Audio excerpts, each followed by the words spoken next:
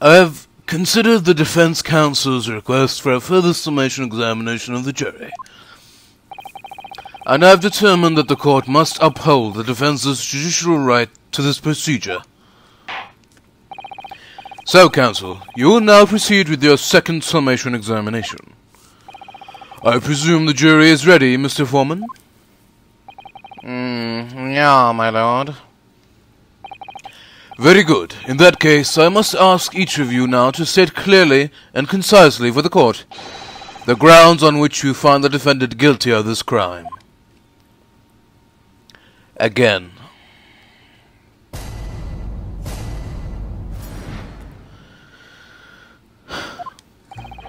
The accused left behind evidence at the scene, didn't he? Those 3 books of his. If there was some novel alternative explanation about how the victim was stabbed, I might reconsider. Even if the woman was throwing books, it can't be related to this crime if the window is closed, can it? Dearie mate, it was only a little book, hardly life-threatening, even with a direct hit. Look, I just want to get this over with. If I don't bring home some pay tonight, I'll be in a tidy bit of trouble. Come to think of it, we had a fire at home a while ago.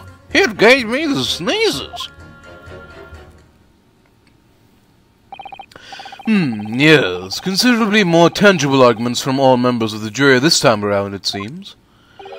With one notable exception, of course. My learned student friend was unable to find fault in the previous witness testimony. So the court must accept the fact that it was indeed the accused seen fleeing from the scene. And moreover,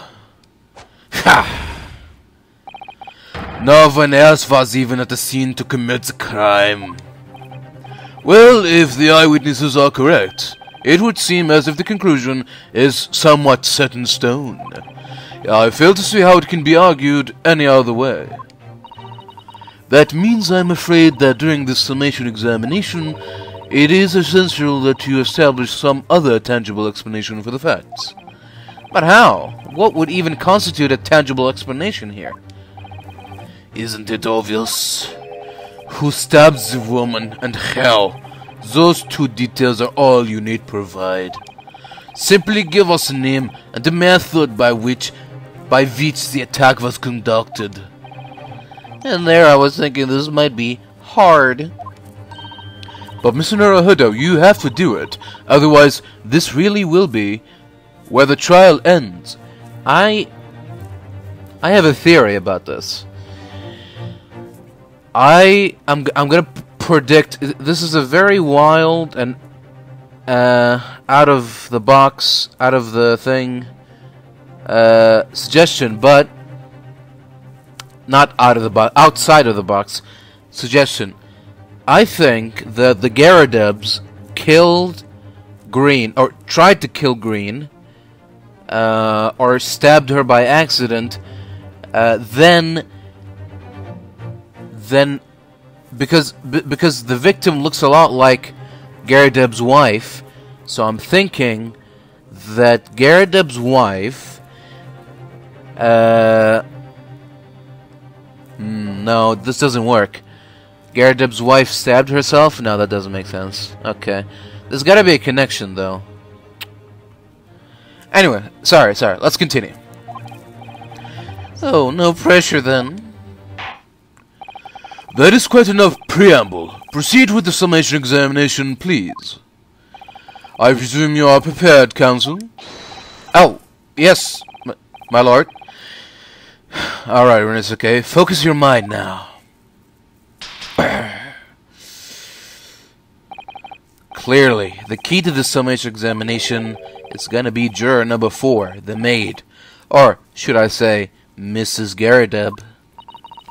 We have a book that disappeared from the Garadeb's house on the evening of the incident, and the 4th book found in the victim's hand.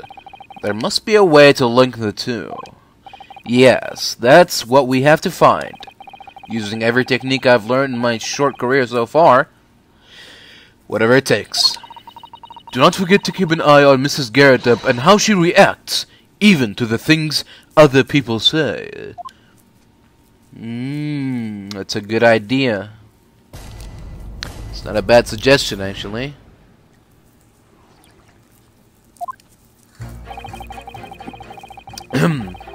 Excuse me. The accused died behind evidence at the scene, didn't he? Those 3 books of his. But as we now know, there were 4 books, not 3. Well, what difference does it make? There is every possibility that the 4th book, in fact, belongs to the defendant's landlord. Yes, that is the part I have a problem with. Sorry? Well, at the point the woman was stabbed, this landlord fellow was at home, wasn't he? Enjoying a fiery scrap with his wife or something, you said? That's not exactly how I put it, no. Well, anyway, the point here is the fellow and his wife were somewhere else when it happened. I think that is what you call a strong alibi. So it couldn't have been the landlord who did it, which only leaves the Nepalese fellow. Honestly, I can't see what all this palaver is about. It's a done deal, isn't it? I suppose it is, as I have nothing witty left to say.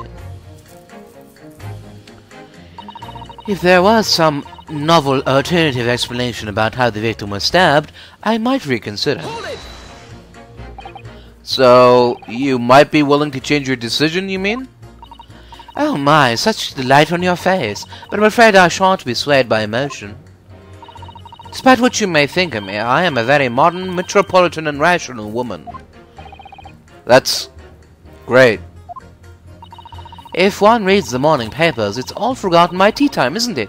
So why read them in the first place? You see, modern, metropolitan and rational thinking, wouldn't you say? And not at all extreme. As I see it, an overwhelmingly suspicious Japanese man has been implicated by overwhelmingly strong testimony, so despite 1 or 2 minor puzzlements, I do declare that the man is overwhelmingly guilty. Modern, metropolitan, and rational logic, wouldn't you say? Overwhelmingly. But us modern gals are always delighted to embrace new fads, you know. So I'd be only too happy to consider an exciting new theory if you could come up with one. I'd be happy to do that too, if only I could. Let us do our very best not to disappoint the modern and metropolitan young lady. Right, I'm glad you omitted rational there. Even if the woman was throwing books, it can't be related to this crime if the window was closed, can it?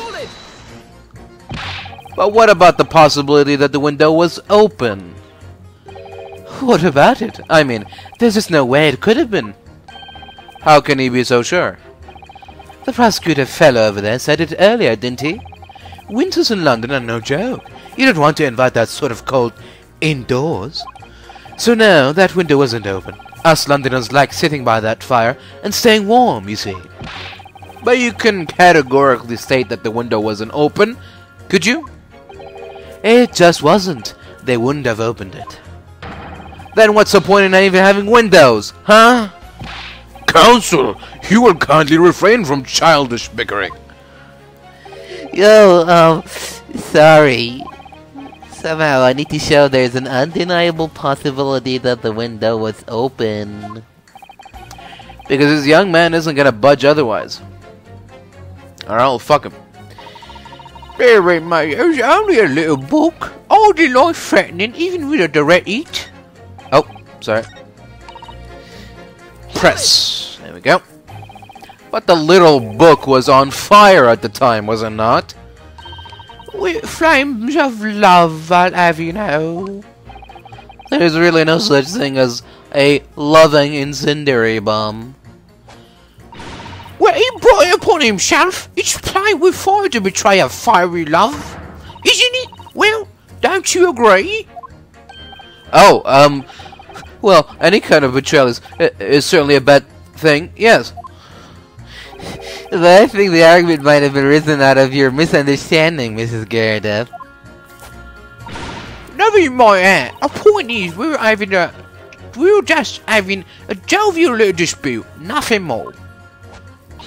And I won't have any more of these suggestions that it was anything whatsoever to do with this crime. Right, well, we'll see about that.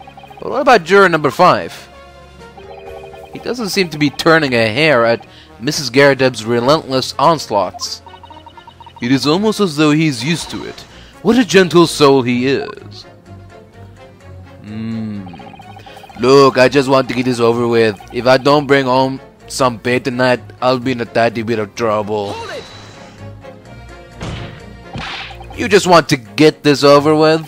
How can you sit there and say something like that? A man's future is at stake here. Well, him and me both then, like I said before. What? I told you already, I'm a day laborer, aren't I? If I don't bring home some readies with me tonight, you'll find me floating face down in the Thames tomorrow morning. What? You heard me. My missus doesn't want to mess about, you know. She can be fierce, believe you me. Another shining example of marital bliss, then. A situation like this cropped up the other day. It was, well,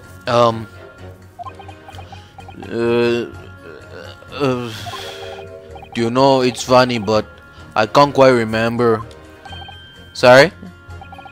It was too frightening, that's the thing. I must have blotted it out. Helpful. I wonder if Mr. Beat will be ever dragged into the Times by his scarf. Don't even go there, Mr. Sada. There must be some way to jog his memory about this. Come to think of it, we had a fire at home a while ago. It gave me the sneezes. Does that have anything to do with your decision about the defendant's culpability in this case? Sorry, what's that? You'll have to speak up, lad. Could you tell us more about that fire? It was last winter. My grandchildren baked me a lovely cake on my birthday.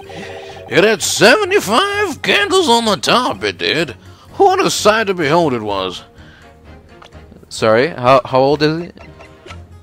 Oh. Damn it, why don't the jurors show up on the thing? Anyway. You put candles on a cake? Was it some kind of devil worship? Of course not! It was an angel cake! To celebrate my birthday, obviously. It seems that is a common custom here in Great Britain, Mr. Naruhodo. Anyway, I mustered all my puff to blow them out. Only I must have blown wrong somehow. The flames didn't go out, but candles went flying all over the room. The furniture caught and everything went up. The whole place filled with smoke. Definitely sounds like devil worship to me. And by the sneezes, I presume you mean a cold? But how did you catch a cold from a fire? What a fiasco it was. The grandchildren, bless them, threw water over me as they tried to put out the flames. And then, because the whole room had filled up with smoke, of course, we had to open all the windows to clear it. The windows? The bad winter air rushed over me like the devil dancing in my grave, it did. I caught a terrible cold from it. It put me in hospital for a while. I won't forget that birthday in a hurry. I knew it was a devil worship thing all along. But something about this old man's story is playing on my mind for some reason. There we go, we got a reason. Now we have a reason why the window would be open, even in the middle of winter. We need to demonstrate who, apart from Mr. Natsume, could have attacked the young woman on the street, as well as how he or she could have done it. Yeah, but once again, the jurors' statements are full of personal prejudice. A lot of them seem convinced they're right, even in the face of logical arguments to the contrary. I think you're going to need to pit them against each other to force them to accept an alternative explanation. Yes, I don't necessarily need to find contradictions between their assertions, just a connection might do the trick. Alright. I'll see what I can do. If anything stands out, I'll go in for a strike. That is the spirit. Alright, so let's see. What did she say? Oh.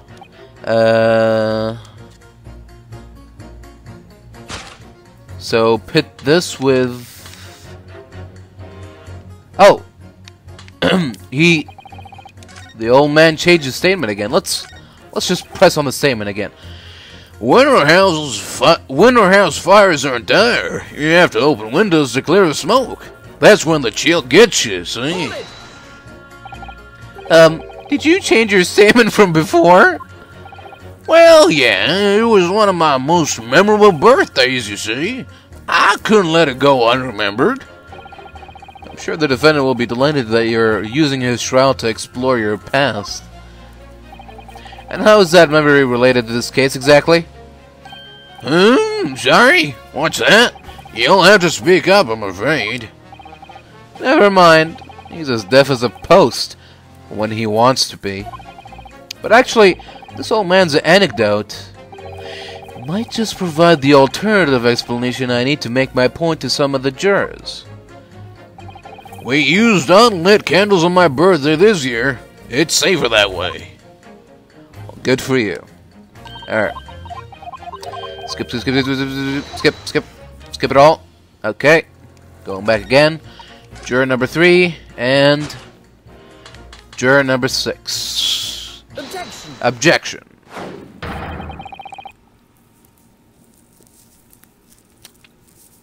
My lord, these two jurors' statements clearly contradict one another. They do? How exactly, counsel? Don't point at me again. I told you it wasn't me. What's that you say? Speak up, lad. Speak up. Juror number 3, do you see? Me? See what, sir? Did you hear juror number 6's account of his birthday celebrations last year? It seems, despite being a Londoner, he once opened his windows in the middle of winter. Well, yes, of course, because it was an emergency. I mean, obviously, if the room was filled with smoke from a fire, then you'd be mad not to open the... Oh! Exactly. On the day in question, at the time of the incident, there was a fire in the Garadeb household, and Mr. Garadeb had the following to say about it. The whole place filled with smoke. Oh, my hat! Excuse me! Juror number 4, do you have something to say about that?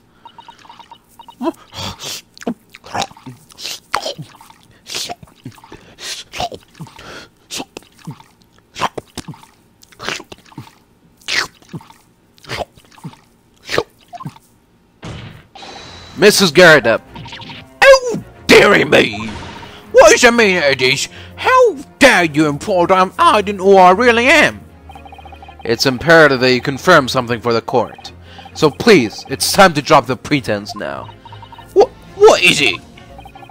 When the fire started in your house that day, did you or your husband open the window? What? I beg your pardon? What are you insinuating? The room would have been thick with smoke after the carpet and bookcase caught fire as they did. In a situation like that, it's inconceivable that you wouldn't have opened the window. And what if we did?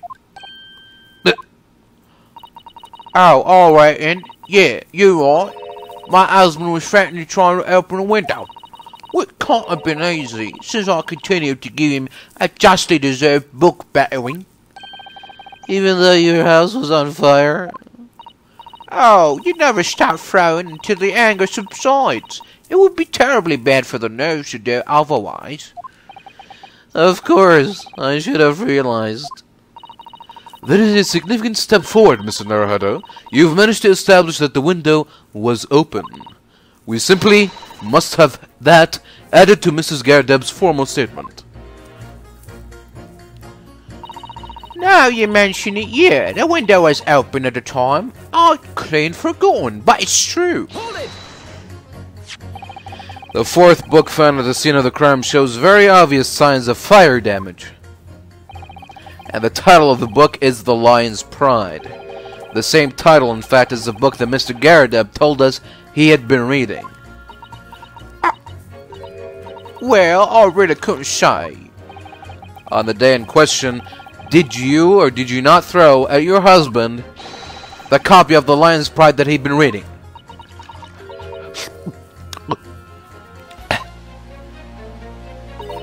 I did. It was the first thing I could lay my hands on, so I hurled it straight at him. And now you come to mention it, yeah. It was rather enjoying reading it, you're right. Or did you not reveal this information to the court from the outset? Because I couldn't, you insolent little man. I didn't remember. At times like that, you pick up and throw whatever you can lay your hands on, as well as you know. I really don't. I barely noticed I was throwing a book, much less the title of it. What's wrong? Excuse me. What's wrong with you? What is it, juror number 5? You know something? I've remembered what it was. That memory had blocked out.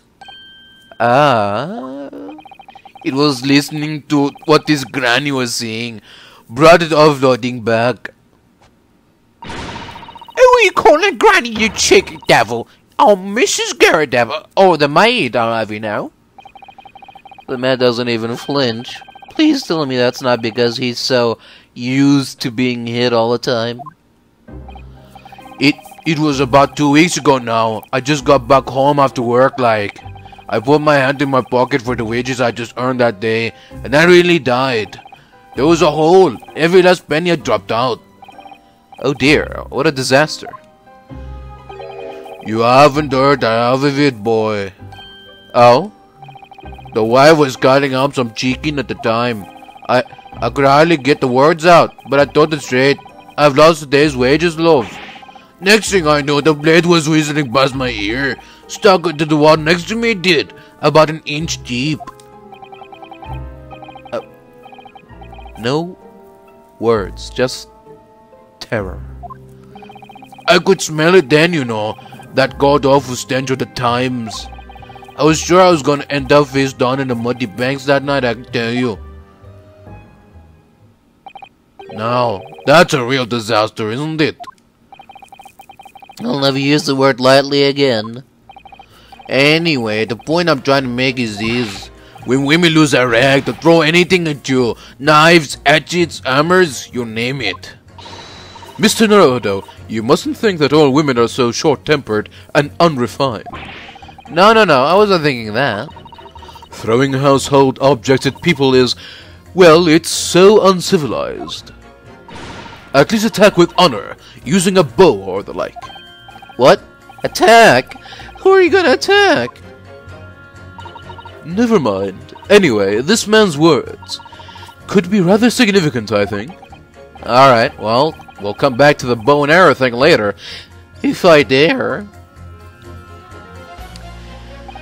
A woman in rage will hurl almost anything at you. The kitchen knife really brought that home to me. Your wife really threw a kitchen knife at you? See? She was chopping meat with it. Had a tidy edge on it, believe me. Still, it's all memories, isn't it? Started with that smile she threw me when we were courting. Since then, the list of things she'd thrown at me has grown along with our relationship. There was a cup, then a glass, then a pot, a kettle, a chair, wardrobe, cooker, bathtub. Your wife must be even beefier than you. And things come to a head last week when she threw me right into the Thames. Still, she's not so bad when she's calmed down. She's our little sweetheart, really. I'm so happy for you. If you want to know what I think this whole idea of ladies first that we're so obsessed with in this country was thought up by some clever lads who'd been tossed into the Thames a few too many times by their wives. That's a very interesting theory. What a terrible thought.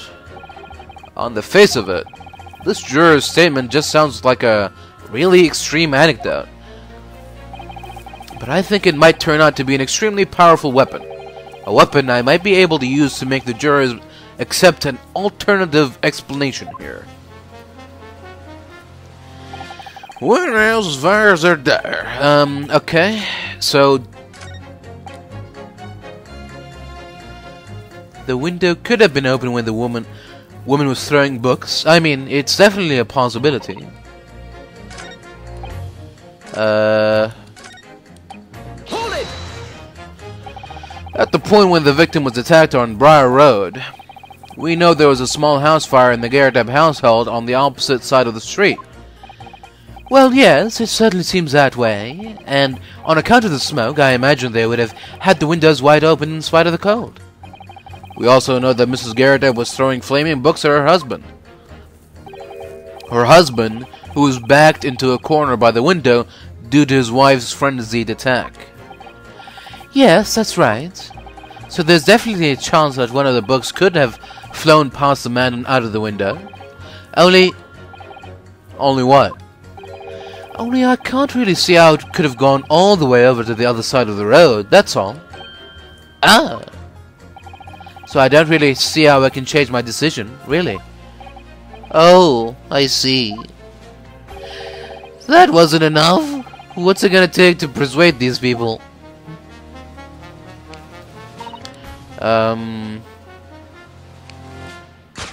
Okay. She admitted that the window was open, so those two statements clearly contradict each other. Oh. I'm sorry, but as foreman of the jury, I have to object. That's complete nonsense. What? I'm a banker, don't forget. An educated man. And there's no contradiction as far as I can see. Quite so, Mr. Foreman. I will not permit a whimsical attack against the good members of the jury, counsel. There is nothing whimsical about it. It is very important to listen carefully to every juror, Mr. Naruhodo.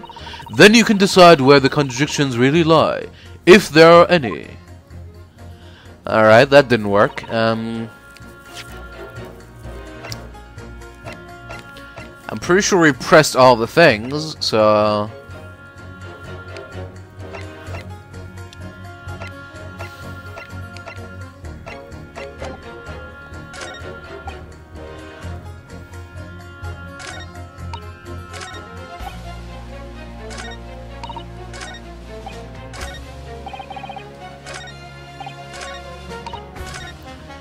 I don't know. Oh, let me guess. I'm gonna take another stab at it. Objection. Try this. These two statements. Good grief! You mean they don't contradict each other? Explain, counsel. Oh. Those two statements clearly have a deeply significant connection. Good grief! You mean they don't contradict each other? Explain, counsel, at once. Juror number 2, do you think perhaps that this could be one such novel alternative? Oh my, whatever do you mean? An alternative explanation as to how the victim was stabbed in the back. What are you talking about? We've demonstrated that the 4th book, The Lion's Pride, that was found at the scene of the crime, originated in Mr. Garadeb's room on the top floor of his house. Therefore, it's equally possible that some other object besides the book could have found its way from the Garadeb household to the street below. Eh? What's that now? After all, Mrs. Garadeb could have thrown any number of different objects at her husband.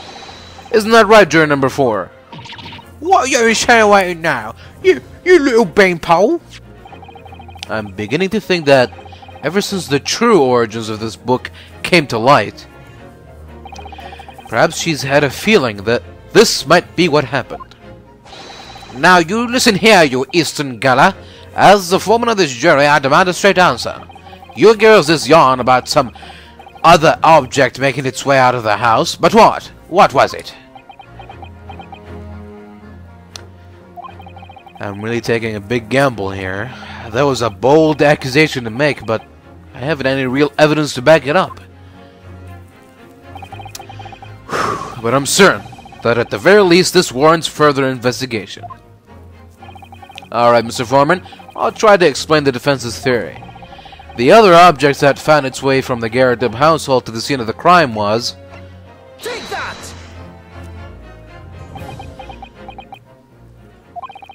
Juror number 4, Mrs. Garrett. What now? I must apologize in advance for this, but I need you to confirm something else for the court. This knife? Have you ever seen this knife before? Good Lord, Kazu! What on earth are you doing? That is the weapon that was lodged into the victim's back, man! Exactly.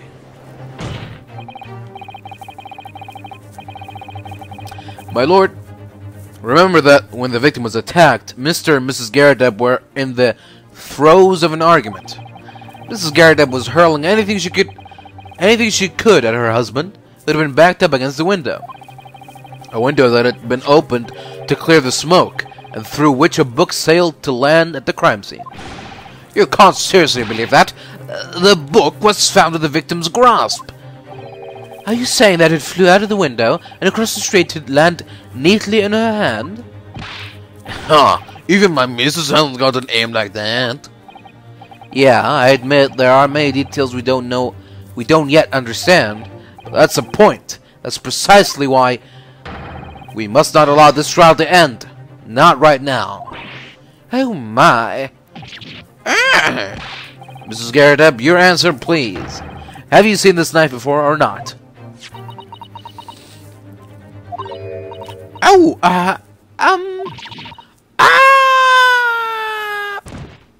Bleh. I'll take that as a yes. My lord, I wish to change my decision. I am a woman of my word, after all. Thank you, madam. Yes, I agree. I certainly didn't see this coming, but I just don't think it would be right for this trial to come to an end now with so many unanswered questions. Mr. Foreman. I'd have to agree. Not that I think the granny did mind. Yes, you know what? I'm not quite happy about this at this moment either. All together now, ladies and gents.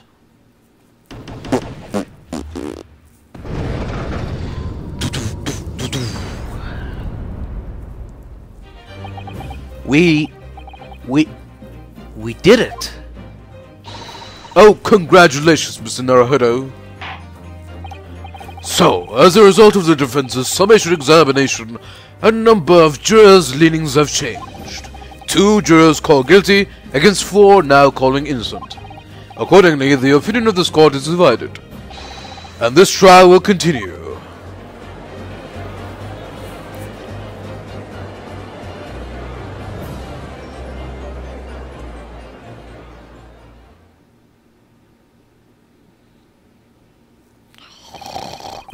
Now then, Lord Van Zieks, how does the prosecution wish to proceed?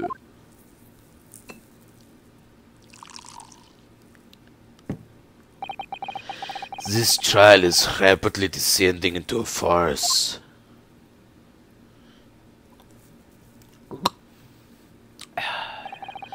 Like a corked wine, the first few sips are bitter enough. But what follows is so repugnant, it's good for nothing save the gutter. If I may, Lord Van Zieks, the defense has just put forward a credible alternative explanation for what happened. Credible? Is that your considered opinion, Mr. Foreman? The defense's argument is a joke, to which I barely know how to respond, but let me start by insisting that you must all familiarize yourselves better with the relative positions of those places being discussed. What do you mean by that?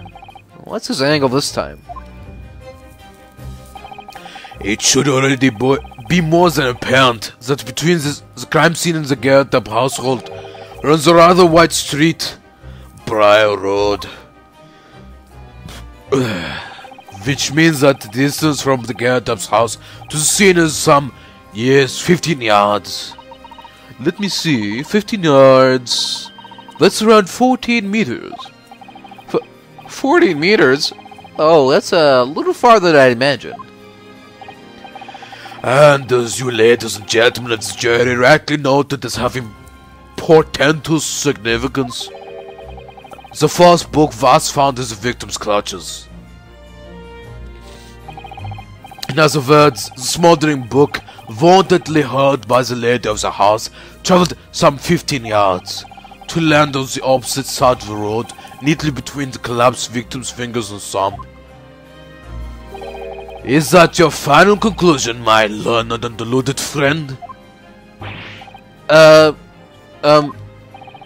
did the jackknife follow a near identical trajectory to plunge into the middle of the victim's back? This fantasy somewhat stretches the notion of having a bad day for the victim, I think. Even those pathetic serialized detective stories have more believable plots. Oh! There's nothing I can say to that. That prosecutor loves the sound of his own voice. Mr. Sato, serialized detective stories are so pathetic, are they? How dare he? Maybe let's pick our battles here. My lord, might I be allowed to speak? As judicial assistant, you may speak for the defense, yes, go ahead. The prosecution may consider the idea a fantasy, but what the defense has postulated was believable enough to persuade the jury to change its leaning.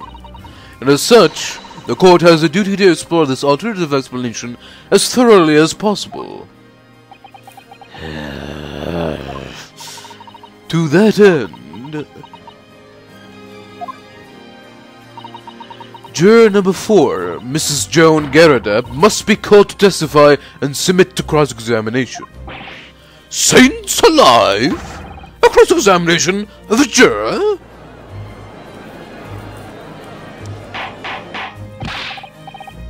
Order! Order! Order! Well, this is highly irregular. It is unprecedented for a member of the jury to be summoned to the witness stand. Objection!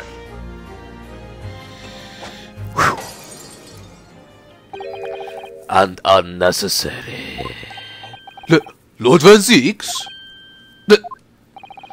There are already witnesses in the stand whose testimony the defense may further cross-examine. If my learned friend's false theory has any truth in it, then both a burning book and a jackknife must have flown through the sky before this couple's eyes. And we must assume they would be able to testify accordingly.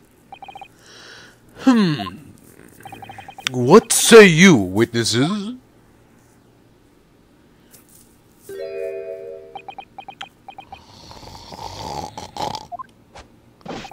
Yes, sir. Constable very bit for body, sir. Well, good morning, officer. Sorry for doddering to now, sir. I was up for a month on account of a villain which appeared among me, sir. Oh, they are so heroic, these London bobbies. Please, my darling, I've been neglecting you, but now more. Oh, Raleigh, my hero, you make me swoon. Very well, I hereby reject the defense's request. Oh. And order the witnesses in the stand to testify again.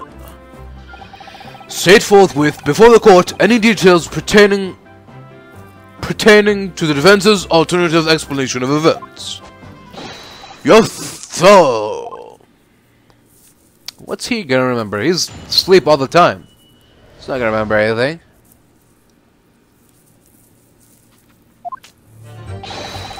This case has nothing to do with Mr. and Mrs. Garrett, sir. Believe me, a London Bobby is good for his word. You see, sir, the windows on top of the floor The windows on the top floor of railroad pubs are top hinge casements. Obviously, if anything had been thrown out of the window, we would have seen it. I did leave the scene to go and fetch help, but my trusty Rolly was there to make sure nothing was disturbed. He was asleep. I didn't take my eye off the crime scene for one moment, sir. Nothing failed to report on that front. So... Well, this is quite startling. Top-hinged casement windows. That detail was not in the police report, Constable. Yes, sorry about that. I must have been a little drowsy. You cannot excuse your sins with drowsiness every time, Constable. No, sure. Sorry, but... what exactly is a top-hinged casement window? And you cannot excuse your arrogance with such trite remarks, my learned friend. Of course. Sorry, sir. I found it, Mr. Naruhodo. Cast your mind back to the windows in Mr. and Mrs. Garadeb's room. Alright, I'll try. The big windows. So the window opens in order to allow air to circulate inside the house. Oh, but as it is a top-hinged casement window, it swings open along the upper edge, you see. Oh. I'm glad you've rectified your ignorance. A casement window's most prominent feature is its stay, a metal bar which prevents a window from being opened beyond a certain amount. It prevents it opening? This is all news to me. Absolutely correct. So, in other words, if a book or knife were to have been thrown through an open window, it will have clattered against the pane and fallen straight down to the pavement below. No. You see the problem then? Good. Your education in windows is complete. There was never any possibility of us as a book as a knife traveling 15 yards over the road. That is, unless the window pane had been shattered. Something we've discounted already. That can't be. Did you see that, Rolly? That young Japanese man just collapsed in agony. Oh, yes, my brother, I saw it. I saw it crumble before me. Oh, Rolly, you're so strong. How is this happening? I haven't even started the cross-examination yet, and already my argument has been destroyed. Counsel, if you could drag yourself upright again, the court awaits your cross-examination. My lord. Oh, good. Another desperate situation.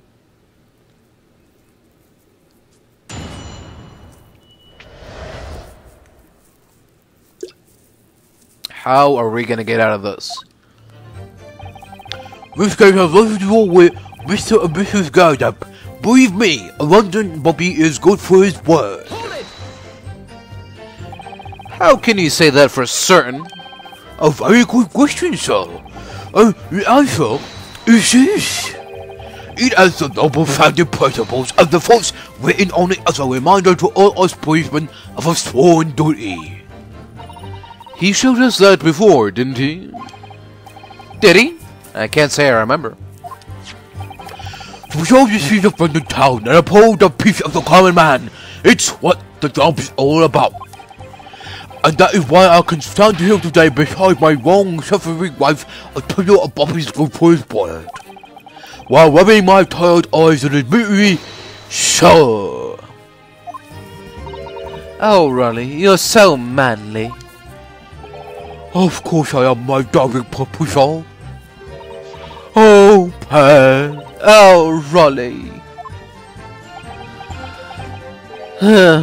No, None of this is what I meant.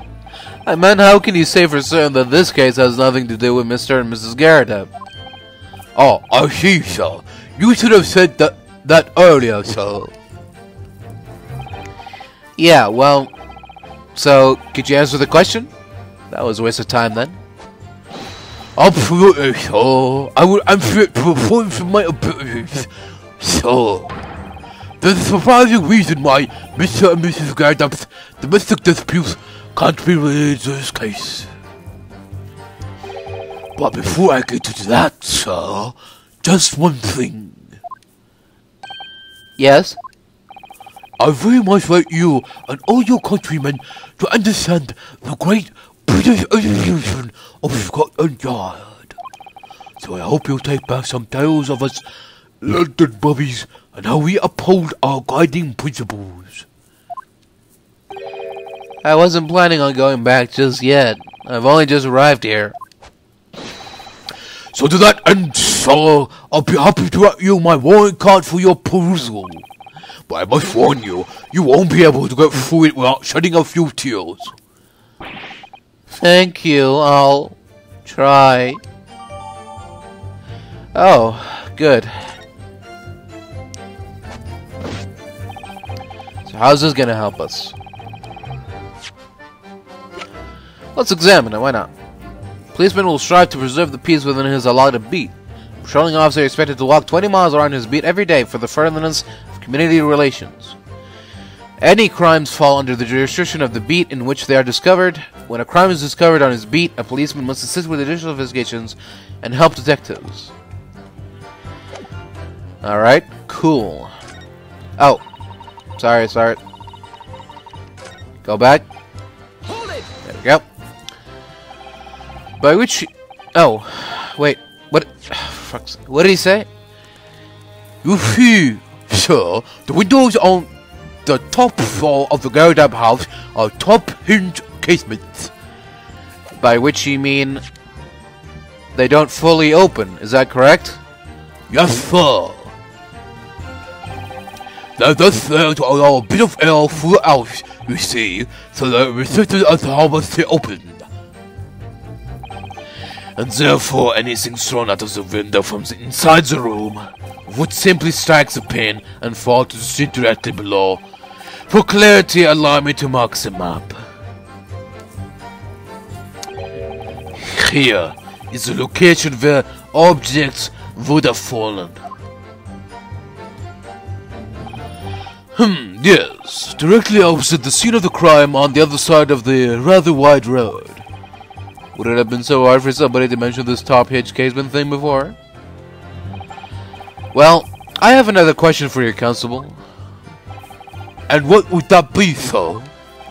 How do you even know? Why would you have any idea what sort of windows Mr. and Mrs. Garrett's house is furnished with? Well, sir, that's very simple. You see, I helped with the investigation yesterday. What? Excuse me. Do you have something to add, Mrs. Beat? Sorry. You look, well, delighted. Is there some particular reason for that? Oh, I was just remembering that, that's all. We really were so lucky. Lucky? What do you mean? Well, of course I feel terrible for the poor woman who was attacked. Don't misunderstand me, please. But we were just so lucky it didn't happen on Raleigh's beat. It was so close, you see. Oh, I hadn't realized. Oh yes, that street, Briar Road, that is the boundary between Raleigh's beat and the next one. Isn't that right, my love?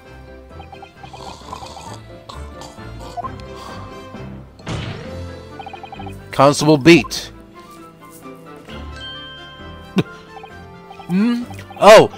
Yes, that's right. That's the reason I was helping out with interviewing the occupants of the Garrett household yesterday. Their house is on my beat, you see. So... That really was cutting it close then. Constable, I wonder if you could clarify something. If the Gyardeb household is on your beat, does that mean that the pavement next to it is as well? Outside Mr. Gyardeb's house? Yes, ma'am. The pavement on that side of the road is part of my beat. I see. I was unaware of that.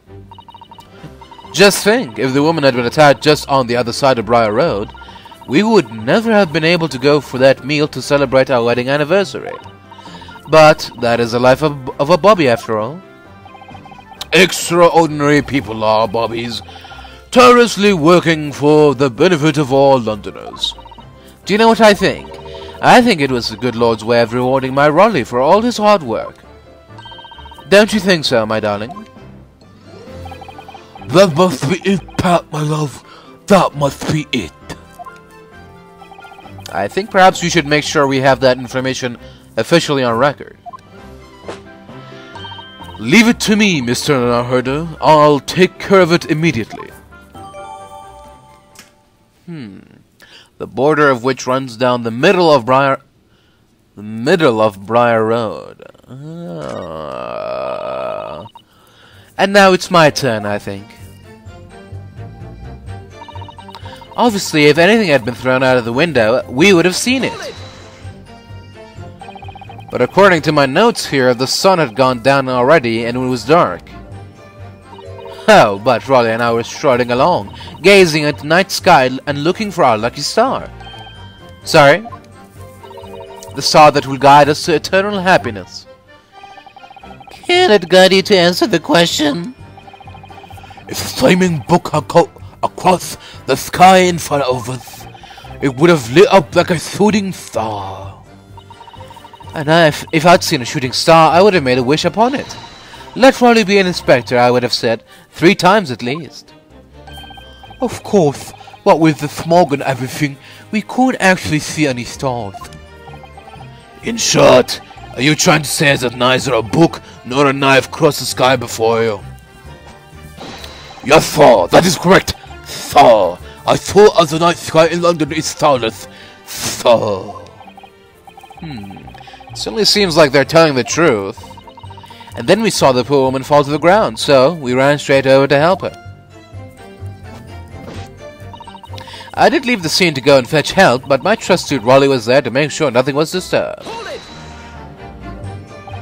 Yeah, you said that you went to a nearby police box to fetch another officer, is that right? That is right, yes. If it had been on Raleigh's beat, I would have known exactly where I was going, of course. Don't feel bad, my love.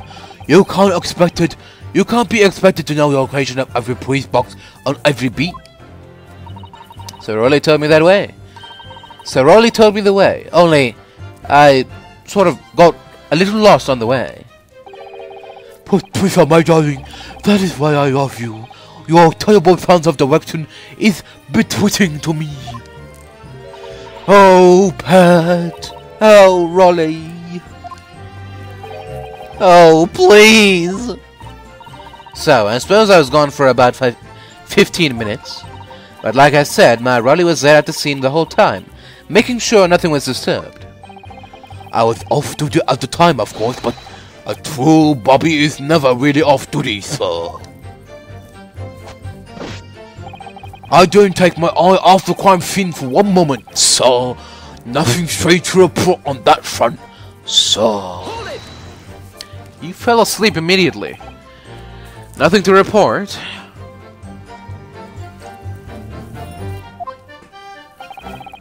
That's correct, sir. I had my eye wide open the entire time. Never looked away for a second. No one else approached the scene, and nothing was removed from it. I can swear to that on the yard's honor, sir.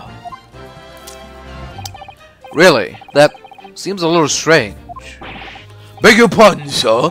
Strange, sir. Seems altogether regular to me.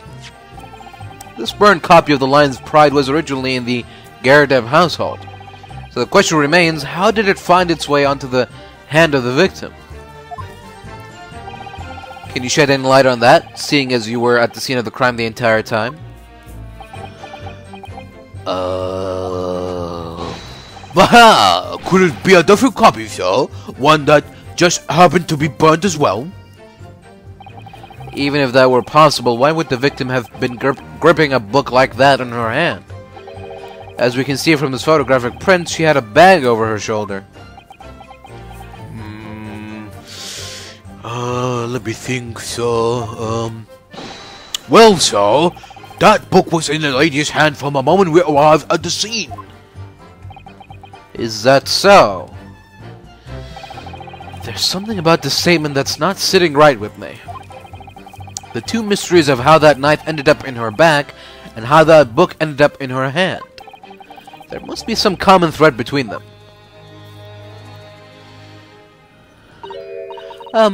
Can I ask you something? Please, Mr. Lawyer, sir. Yes, of course. What is it? You're doubting us, aren't you? I can tell. What? I was really... I mean, what's she doing? Please, just because I'm a woman, it doesn't make my testimony any less valuable. You might just see me as the wife of a policeman, but I'm a woman of my word, I am. I really don't remember ever suggesting that I doubted you. No excuses, I don't want to hear it. My voice will be heard. My lord, you'll let me speak, won't you? Yes, Mrs. Beat, I will allow you to supplement your testimony if you so desire. Sometimes the path of least resistance is the sage one. There was a very loud mutter. I heard that. That Japanese man thinks a policeman's wife's word counts for nothing, does he? Well, watch out, sir. I might let you get away with something like that, but my Raleigh won't. Duly noted, Mrs. Beat. Please, I humbly ask you to continue. What could she possibly be about to say, I wonder? I know what I saw. My eyes never let me down. My sense of direction is a little off sometimes, though. Hold it! Mrs. Beat, nobody is questioning what you've told us. I saw it, I did, that evening. I saw it clearly. That little Eastern man with whiskers and the funny curved back, slinking away from the scene. And I know what I didn't see as well. I didn't see any flaming books or knives flying through the sky. All very clear. You also mentioned something about having a poor sense of direction? Oh, yes, well, that's a little embarrassing, really. I'm always ending up at the wrong place when I've made arrangements to meet Raleigh. He gets ever so cross. Excuse me. Constable Beat, is there a problem?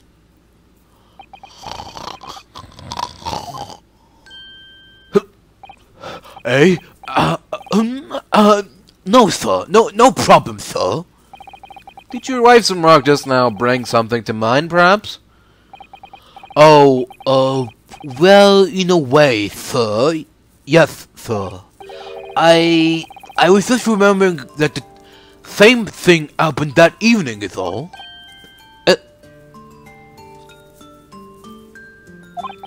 You mean Mrs. B lost her way? On the night of the incident? Well, you see, I sent her off to find a police box in the next street over from mine. But she was gone a fair bit longer than what I was expecting.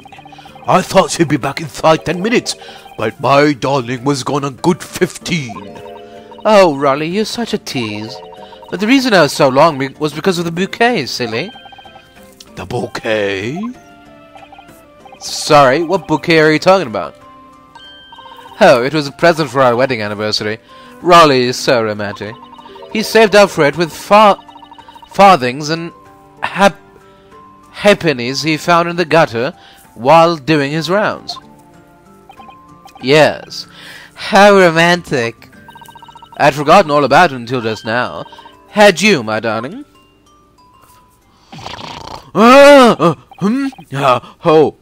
Yes. But that was just between us. No talking about it to anyone else, darling. You have to promise. Really? Oh. What was that all about? Constable Beat looked very obviously troubled during that exchange. I'm afraid I can't offer any useful insight, Mr. Naruhodo. But I'm quite sure of the one thing. We have to ask Mrs. Beat about the bouquet. Mrs. Beat, this bouquet you just mentioned, I'd like you to add details about it to your testimony, please. Oh, really? Yes, I'd love to.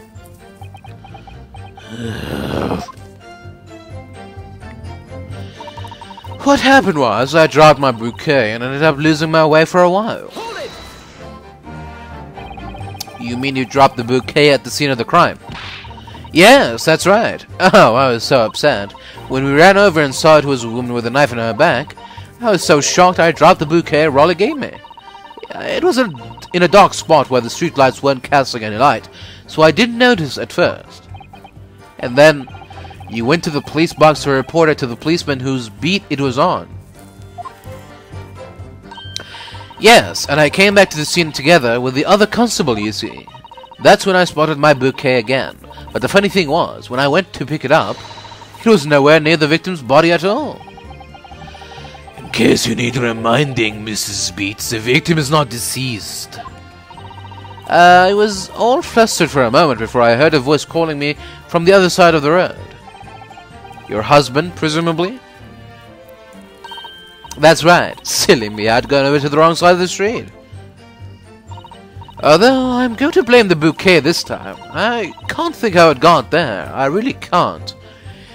I think I know what's going on here, but I'm going to wait for the opportunity to express it. So the bouquet somehow moved from one side of Briar Road to the opposite. Curious indeed. Isn't it? But the worst of it is, I forgot to pick the bouquet up again when we left the scene. That beautiful rose Raleigh bought me, with that change from the gutter he spent so long collecting. By bouquet, do you perhaps mean this sorry solitary rose? Oh! Oh, yes, that's it. That's the bouquet Raleigh bought for me for our anniversary, with old bits of change he found in the gutter. Maybe just call it a rose? Tell us, Lord Van Zieks, where did you come by the flower? According to the report by the police officer in charge of the crime scene investigation, it was found on the edge of the pavement in front of the Gerdub household. In front of the Gerdub's house? Although it wasn't noticed until the morning, as it lay where the street lamps cast no light. It was believed to be of no relevance to this case, since it was found on the opposite side of the thoroughfare. Oh, thank you, sir, thank you. Could I have it back now, please? No, I think for good measure, this rose should be added to the court record as evidence. Oh. Yep. But it's a symbol of our love. I want it back after the trial. Do you hear me? I want it back. Good grief! Rest assured that I shall do my very best not to forget, Mrs. Beat. I don't take all of your crime scene for one moment, sir. Nothing strange to report. Okay. That's the same thing again. Okay, so how is this rose gonna be important? How is this gonna be relevant to the case? An English rose. It is such a beautiful flower. Ah, this is a rose, is it? I've never seen one before. Do you not take an interest in flowers, Mr. Naruhodo? I wouldn't say that exactly, but I do know 3 types at least. Gosh, 3? Yes, plum blossom, beach blossom, and cherry blossom. Perhaps you should consider branching out, learning some that aren't fruit tree based, for example. Well, that's your opinion.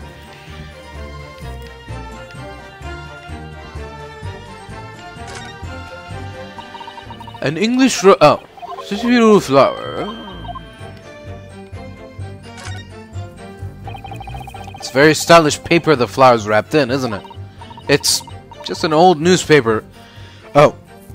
It is just an old newspaper, Mr. Naruhodo. Oh, I suppose it is because I'm not so used to seeing English print. It looks so exotic to me. Ah, I see. Is something wrong? Oh, no. No, I was just thinking that if you wrapped a stone-baked sweet potato in English newspaper, it might look like some sort of fancy cake. Ah, Susato-san, you do love your cakes. That's it.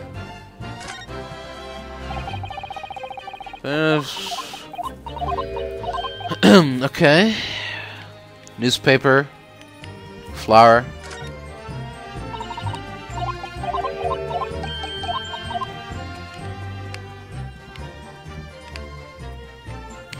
That's all she wrote, I guess.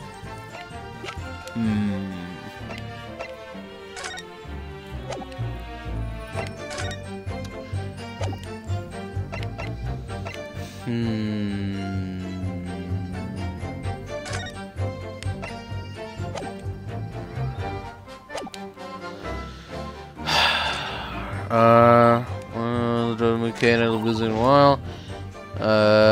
There, make sure nothing was disturbed.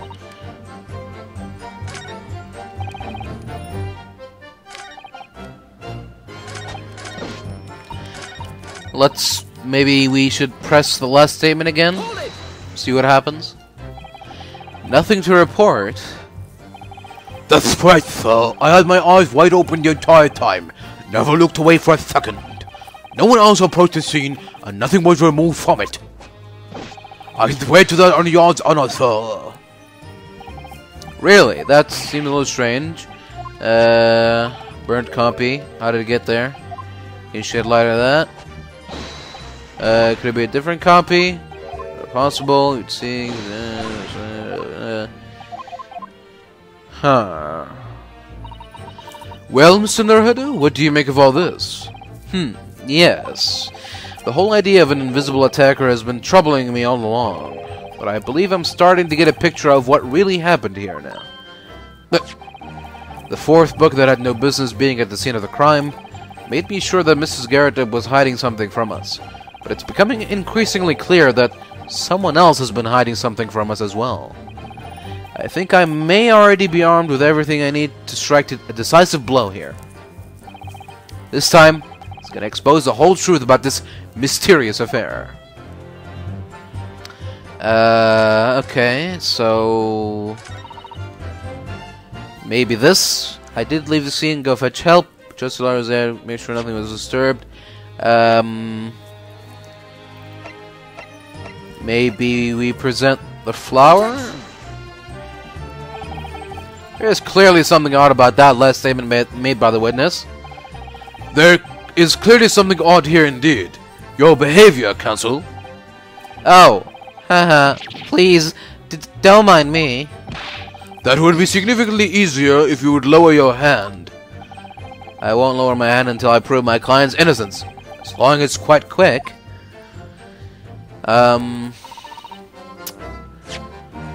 This has got to be the statement. This has got to be it.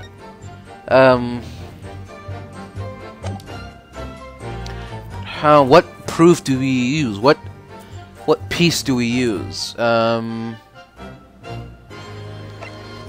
knife, the photograph.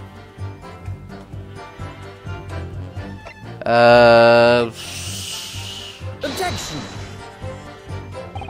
The witness's last name is cleared out with this piece of evidence. I am sorry, Counsel, but I fail to see the connection. Oh. And for heaven's sake, would you kindly desist from that wide-eyed, panic-stricken look you are wont to wear? But it's the only panic-stricken look I know. Alright, I'm missing something here, obviously, but I'm not gonna risk any more penalties, so I'm afraid that for the second time in this playthrough, I'm gonna have to rely on the official Great Ace Attorney Adventures Strategy Wiki.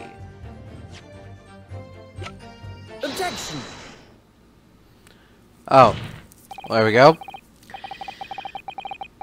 I'm not...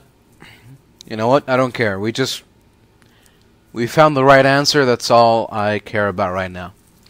Alright. You claim, Constable Beat, there was nothing to report in the 15 or so minutes you were guarding the scene. But that cannot be.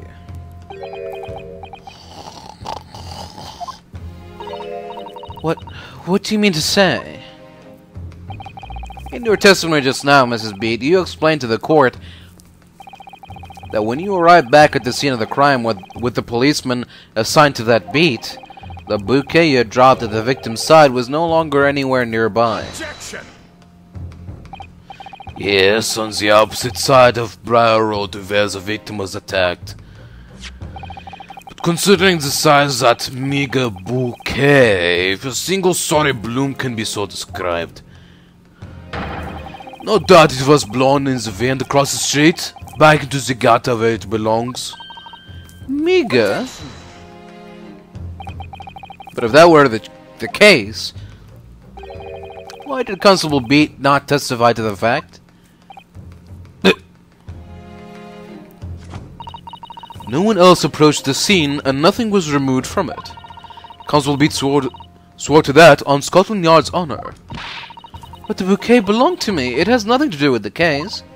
That's why Raleigh didn't mention it, I'm sure. No, because sadly it's not only your bouquet we're talking about here.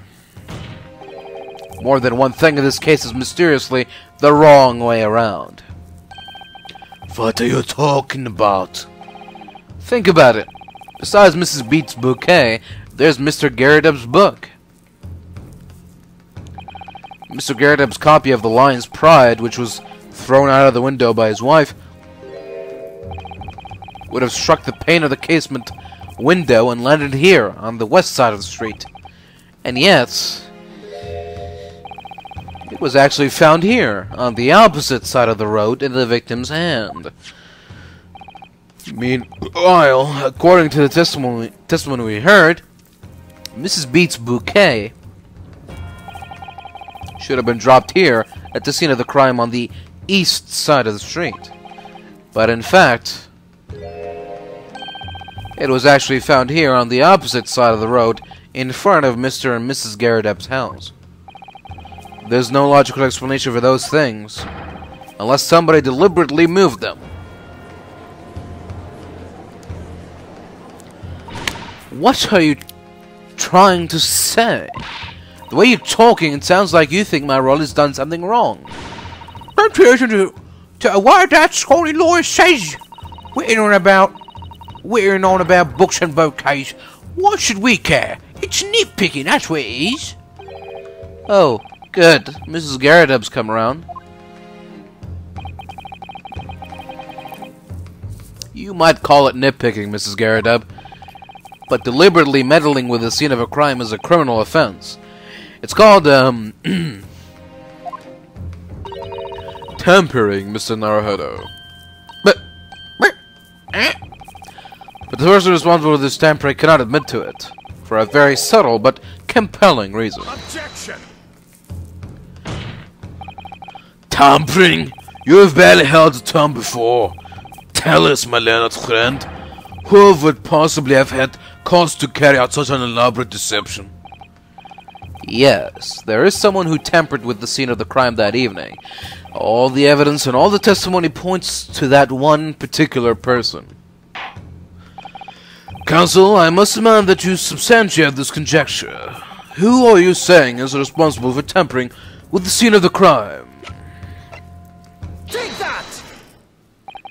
Obviously, there's only one person it could have been. Constable Raleigh Beat. It was you. What? A policeman? A member of Scotland Yard? What nonsense. Why would my Raleigh do something like that? There's no one straighter than my husband. No Bobby works more tirelessly for the people of London. Mrs. Beat, you said in your testimony that your husband asked you to go to a nearby police box to fetch the officer on duty. The 15 minutes that you were absent from the scene is the only opportunity anyone had to tamper with it. You're making this up. It's all nonsense. It's all lies. What about that Japanese man with whiskers? I bet it was him. He did it. Objection. No, you said he ran away. If that was true, Constable B would have seen him do it. Oh. And forgive me for pointing it out, but when you dropped your bouquet, Mrs. Beat, it was after the defendant had fled the scene. Arg, well... Objection.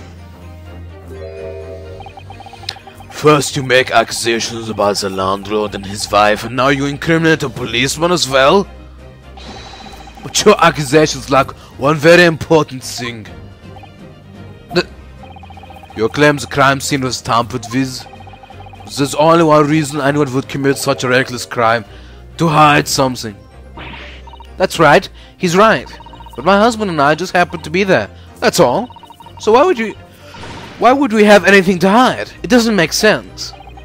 You have offered no motive for this alleged tampering, and until you do, your accusations are nothing but empty threats. Constable Beat had a very good reason for wanting to tamper with the scene of the crime. That's the key to this entire affair. Miss Naruhodo, have you managed to solve this mystery? Counsel, you have made a very serious accusation against a London police officer. If you are mistaken, I am sure I need not point out that your reputation as a lawyer will be irrevocably damaged. With that stark warning in mind, you will now explain to the court the motive for this alleged tampering. Yes, my lord.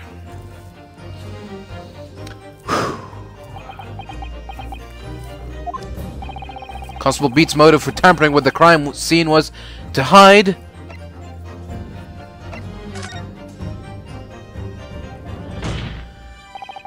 where the victim fell to the ground.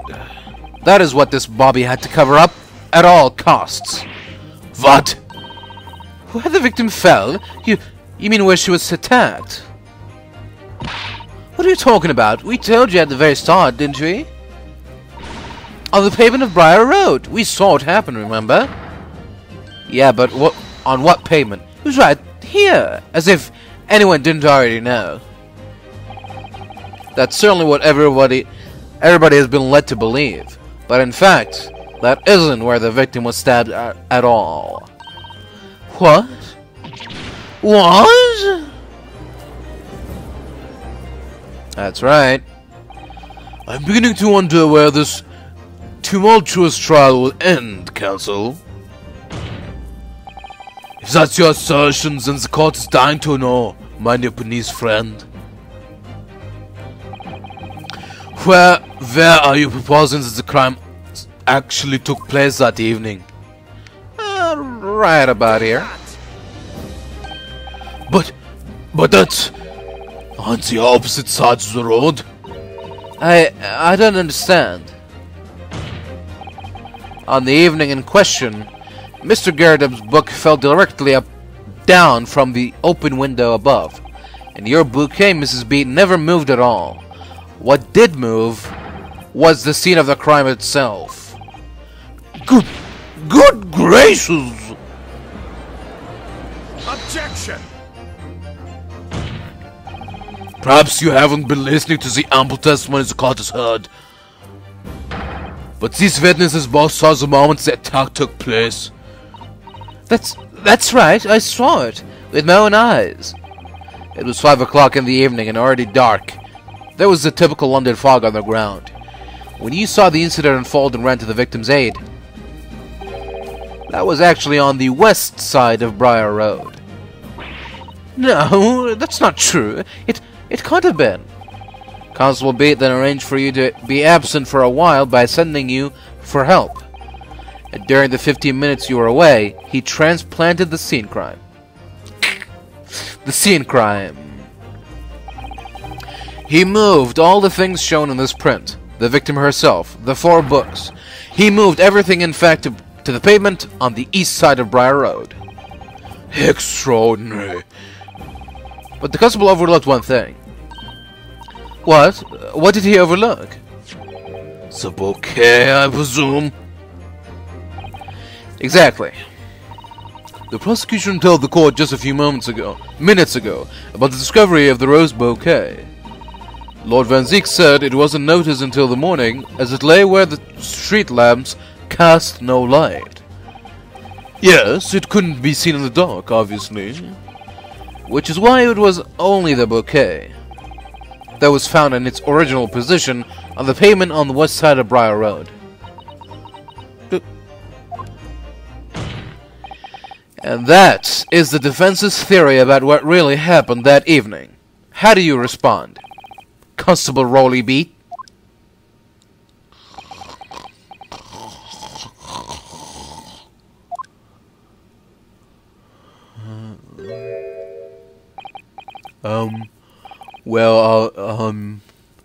I'm very sorry. I didn't mean not off again, but I haven't slept properly in a month. Did I miss anything important? Oh, Rolly. It isn't true, is it?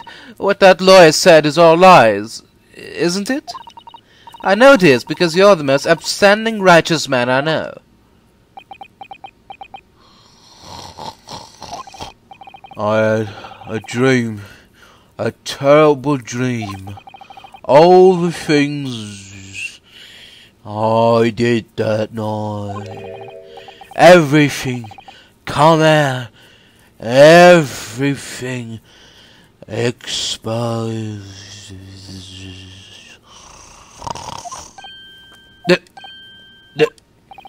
Only it seems it wasn't a dream at all. Good golly! Order! What on earth is the meaning of all this? Oh, Rolly, why? Why would you do something like this? Moving a corpse is a criminal offense, isn't it? Wishing the victim dead should be one too. Constable, explain yourself. Why would you do this? As a respected member of Scotland Yard, your duty is to protect the good people of London Town. I can't say, sir. What? I really am ever sorry about all this. For damaging the art's reputation. For everything.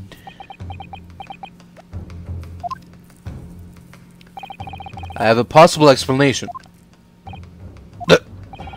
for why, on that particular evening, Constable Beat felt compelled to move the scene of the crime. I can think of one reason. What? How could you possibly know? You're a foreigner, presuming to understand the mind of a Scotland Yard policeman.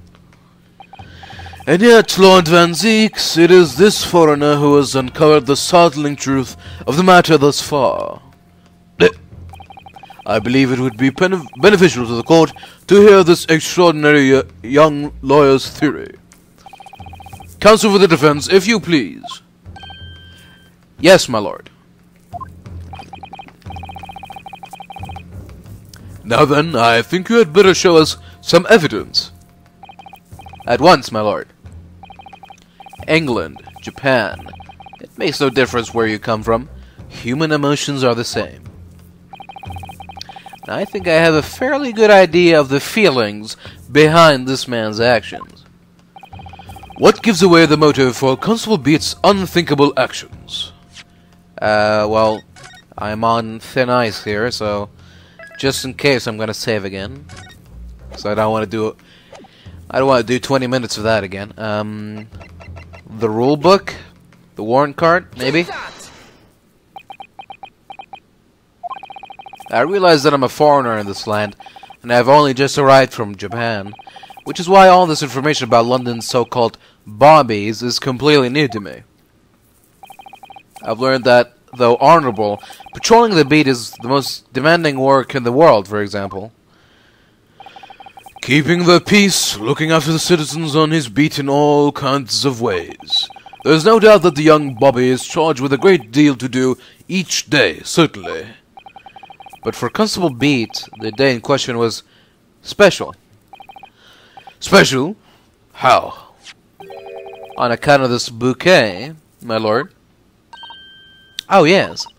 It was our very first wedding anniversary. Constable Beat had worked so hard to be able to afford this simple gift for his wife, and was so looking forward to taking her out for a celebratory meal. When he and Mrs. Beat stumbled upon a crime along Briar Road. When he saw that shadowy figure through the fog collapse on the pavement ahead of them, what must have gone through the man's mind?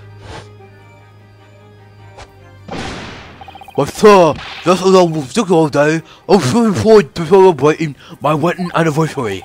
Mrs. B put up with a lot being married to a bobby like me. I wanted to show my dear wife how much I care.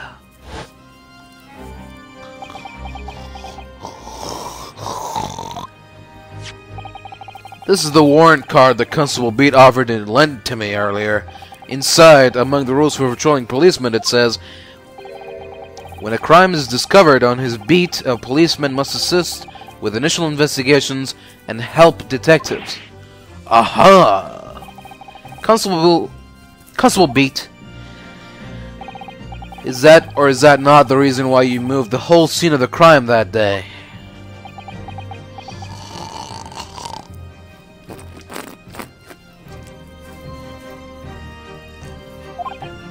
Yes. Everything you said, it's all alright. So that's it. It was all to do with the boundary of your beat? Oh, exactly. To summarize, the incident actually occurred on Constable Beat's beat. Good gracious! Constable, do you realize the gravity of what you've done? It was the first time since I became a copper when I'd ever cursed God. Stay close to me, Pat. The criminal could still be there somewhere. As we went over to the scene, I had every intention of doing my duty as a police officer. We've got to report this to the station as quickly as possible. But then it dawned on me. I realised where we were, where the victim was lying, and what that meant for me. When a crime is discovered on his beat, a policeman must assist with initial investigations and help detectives. Why here? Why did this after happen here? And why tonight of all nights?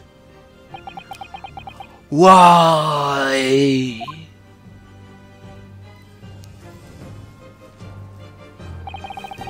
It's a copper's job to guard the scene of a crime, so I told Pat she'd have to go to the nearest police box and fetch whoever was on duty there. It was then when I opened my mouth to speak. It just came out. I couldn't believe the words that were coming out of my own mouth. This is the next beat to mine, Pat. So you'll have to go to the police box that covers it. Turn right along Measham Street and then...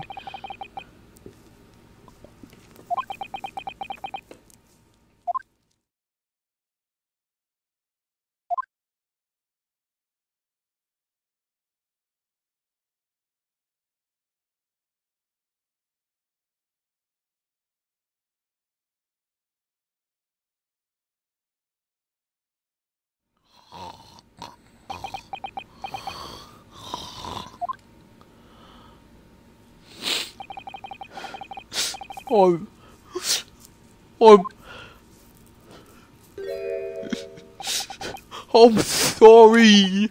I'm so sorry. Oh, Constable. I just wanted, just that one night, to take my Patricia out for dinner. Oh, Raleigh. Just that one night.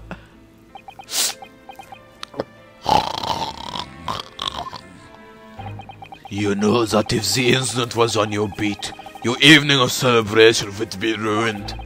So you decided to move the entire crime scene outside your jurisdiction, just across the street to the east pavement of Briar Road, which falls under the neighboring Beat's care. You see, I thought, well, I was sure the victim was dead, you see. I beg your pardon? Oh, of course he did. Otherwise, my Raleigh would never have left the poor woman on the freezing cold pavement. Ah, I see your meaning now.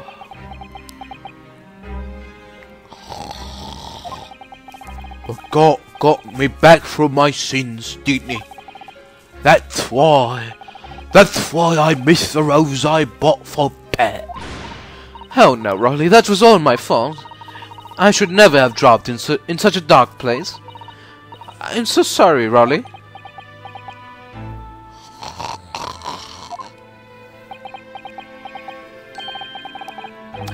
And can you tell us, Constable, how many books did you move from the one side of the road to the other in total? Oh, 4 it was. Yes, sir, definitely 4. 3 of them dropped by Mr. Natsume, and the 4th being the one that fell from the window upstairs in the Girdab household, of course. But what made you place that book in the victim's hand, when all the others were scattered haphazardly around, I mean? Oh, well, sir, that's because that's how I found it. How you found it? What do you mean? When we first ran over to the scene, the victim was already holding the book. So when I moved everything, I made sure it was still in her hand. You're sure it was this book, The Lion's Pride, that the victim was holding? Oh, yes, sir. No doubt about it, sir. Interesting.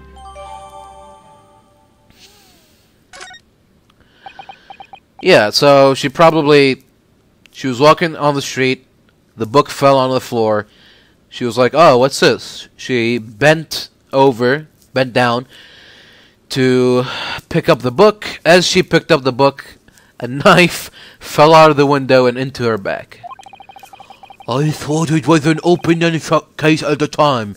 You see, there were only the 2 people at the scene, and Pat and me both saw it happen.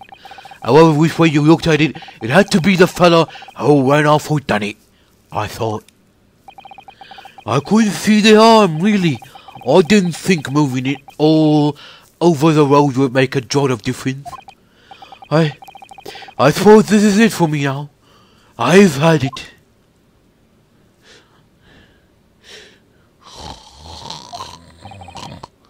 My lord. Yes, Lord Van Zeeks. I believe that concludes the cross-examination of the witnesses. Constable, you may withdraw. Yes, sir. Mr. Prosecutor, sir, what will become of my Roy? What will happen to him? For now, you are free to go home. The police will contact you in due course. Please, don't punish my husband. This was all my fault. It's because I am always moaning at him for coming home late. Leave it now, Pat. Let's go home. I'm tired. Alright then, my love. One last thing, Constable. So? Let this be a lesson to you. In a criminal investigation, every detail matters, however insignificant it may seem to you. Yes, sir. Carve that lesson in your mind. And never again make the mistake of tampering with the scene of a crime. Oh? Never again, sir? You mean to say...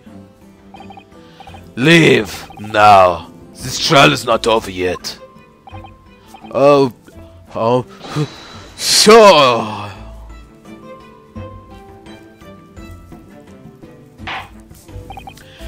Well, quite a startling revelation, I must say.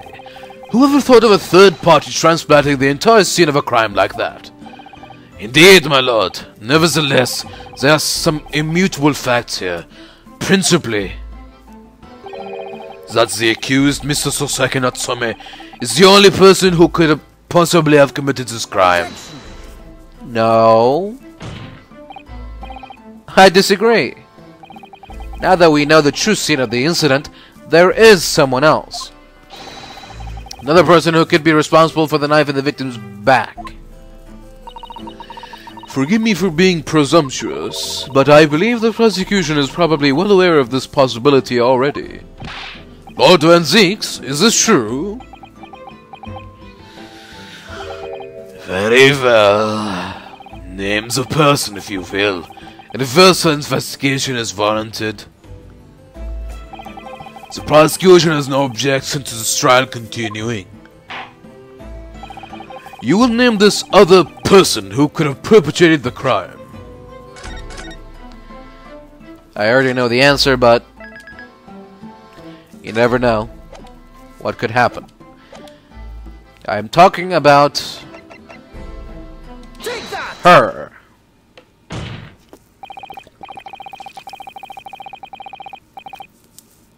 The defense would once again like to request the cross-examination of a new witness, my lord. Once again?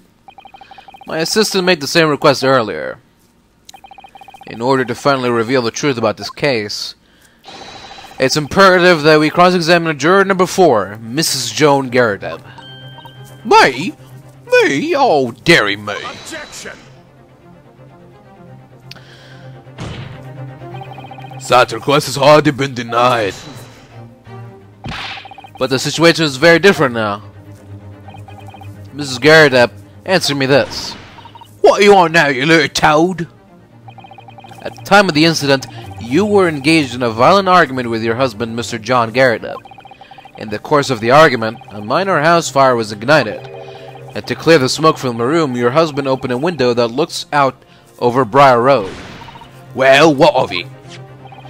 You threw this book at your husband when he was cornered with his back against the window. Upon striking the pane of the open top hinge casement window, the book plummeted directly down, finding its way to what we now know to be the true scene of the incident. Yes, as I said, what of it? During the argument, you were beside yourself with rage. As such, you threw not just books, but anything you could lay your hands on. Yeah. So, let me ask you one more time, Mrs. Garadeb. This knife, the one removed from the victim's back, have you really never laid eyes on it before? Ah!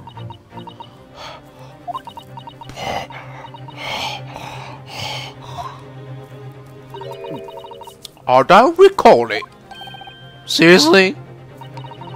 I'm not supposed to remember everything I picked up and threw at my husband. And anyway, the man over there in all that regalia said members of the jury didn't testify, didn't he? Conveniently, yes. Objection! No, I have no recollection of saying that at all, juror number 4. Oh! Make no mistake, you jurors are not special in any way. You are not immune to the judicial process. If you know something about this knife, madam, let the truth come out.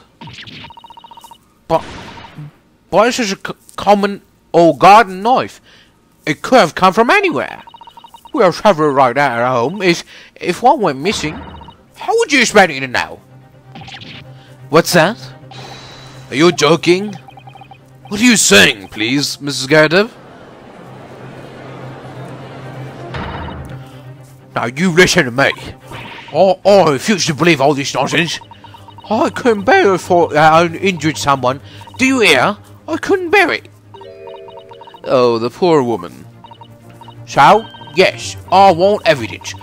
I want to see all evidence if you're going to insist on this being my fault. you're going to have to prove to me that I threw that knife, if that's what you think. Come along now. Chop chop. Do your worst. Well, Mr. Naruhodo? If I had evidence like that, believe me, I would have thrown it at her already. Then take the stand, juror. oh, The prosecution does not object to the defense's request to cross-examine this foreman. Thank you, Lord Van Zeeks. hi, I'm going to have to testify. Juror number 4, as I'm sure you will appreciate, having observed it with your own eyes today, witness testimony can lead to the most extraordinary truths being unearthed, truths of which the witnesses themselves may not even have been aware. Oh, dearie me.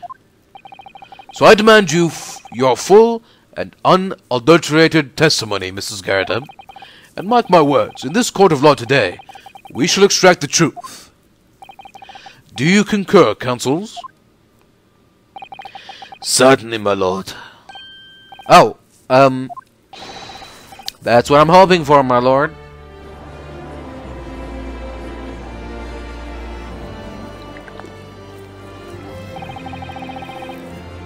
This is such a strange feeling.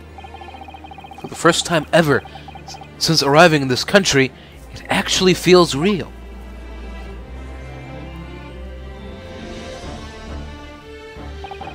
I'm here in the Old Bailey, and I'm a lawyer.